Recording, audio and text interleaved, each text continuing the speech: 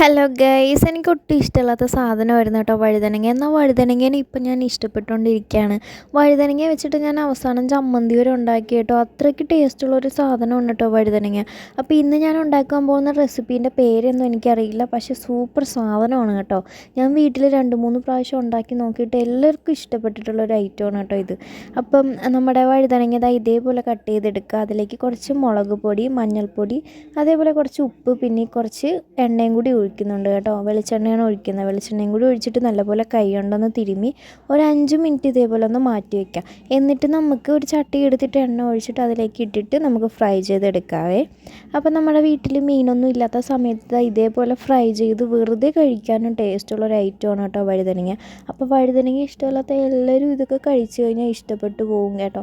അപ്പോൾ ഇത് കരിഞ്ഞു പോകാതെ പ്രത്യേകം ശ്രദ്ധിക്കണം കേട്ടോ. തിരിച്ച് മറിച്ചിട്ട് ഫ്രൈ ചെയ്ത് ഇതേപോലെ കിട്ടിയിട്ടുണ്ട്. ഇനി നമുക്ക് ചെയ്യേണ്ടതെന്ന് പറഞ്ഞാൽ ഒരു ബൗൾ എടുക്കുക, അതിലേക്ക് കുറച്ച് തൈര് ഒഴിച്ച് കൊടുക്കുക. ഞാനൊരു കവറിൻ്റെ പകുതിയോളം തൈര് എടുത്തിട്ടുണ്ട്. ആവശ്യത്തിന് നമുക്ക് തൈര് എടുക്കാം കേട്ടോ. എന്നിട്ട് നമുക്കിതിലേക്ക് ആവശ്യത്തിന് ഉപ്പും കൂടി ചേർത്ത് കൊടുക്കാവേ. അങ്ങനെ ആവശ്യത്തിന് ഉപ്പും കൂടി ഇട്ട് കൊടുത്തിട്ടുണ്ട്. ഇനി ഒരു സ്പൂൺ വെച്ചിട്ട് നല്ലപോലെ ഒന്ന് കൈ കൊണ്ട് ഇങ്ങനെ ഇളക്കി ഒന്ന് എടുക്കാം.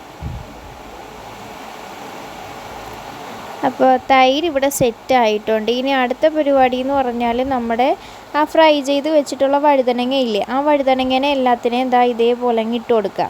തൈരിലേക്ക് ഇട്ട് കൊടുക്കുക കേട്ടോ. അങ്ങനെ തൈരിൽ ഇട്ട് കൊടുത്തിട്ട് ഇതേപോലെ ഒന്ന് ഇളക്കി എടുക്കുന്നുണ്ട്. അപ്പോൾ ഇത് തീർന്നിട്ടില്ല, ഇനി ഒരു കാര്യം കൂടി ചെയ്തെടുക്കാനുണ്ട് കേട്ടോ. അപ്പോൾ ഇതേപോലെ കിട്ടും. ഇനി നമ്മൾ നേരത്തെ ഫ്രൈ ചെയ്ത് വെച്ചിട്ട് ചട്ടിയില്ലേ, ആ ചട്ടിയിൽ തന്നെ കുറച്ച് എണ്ണയും കൂടി ഒഴിച്ച് കടുകൊന്ന് വറുത്തെടുത്തിട്ടുണ്ട്. എന്നിട്ട് കുറച്ച് ചെറിയുള്ളി ഇട്ട് കൊടുത്തിട്ടുണ്ട്, കുറച്ച് കറിവേപ്പിലയും കൂടി ഇട്ട് കൊടുത്തിട്ടുണ്ട്. എന്നിട്ട് ഇതേപോലെ ഒന്ന് വരട്ടിയെടുക്കാം കേട്ടോ. ഒന്ന് വഴറ്റി ഒന്ന് ഇതാക്കി എടുത്തിട്ടുണ്ട്. ഇനി നമുക്ക് ഇതിലേക്ക് അങ്ങ് ഒഴിച്ചു കൊടുക്കാവേ. അപ്പം നമ്മുടെ സംഭവം സെറ്റായിട്ടുണ്ട്. ഇനി ഒന്ന് ഇളക്കിയെടുക്കുക. ടേസ്റ്റ് എന്ന് പറഞ്ഞാൽ അപാര ടേസ്റ്റാണ് കേട്ടോ. എനിക്ക് ഒത്തിരി ഇഷ്ടമായിട്ടുണ്ടായിരുന്നു. വഴുതനങ്ങ ഇഷ്ടമില്ലാത്ത എല്ലാവർക്കും ഇത് കൂട്ടിക്കഴിഞ്ഞാൽ ഒത്തിരി ഇഷ്ടമാവും. അപ്പോൾ സൂപ്പർ സാധനമാണ് കേട്ടോ. അപ്പോൾ നിങ്ങളിത് ഉണ്ടാക്കി നോക്കുക. ഇതിന് കിച്ചടി എന്ന് വേണമെങ്കിലും പേര് പറയാം കേട്ടോ. കിച്ചടി പോലെ വഴുതനങ്ങ കിച്ചടി എന്ന് വേണമെങ്കിൽ പറയാം. അപ്പം സൂപ്പർ സാധനമാണ് കേട്ടോ. ഉണ്ടാക്കി നോക്കാത്തവരൊന്നും ഉണ്ടാക്കി നോക്കാം. നന്നായിട്ടുണ്ട് കേട്ടോ.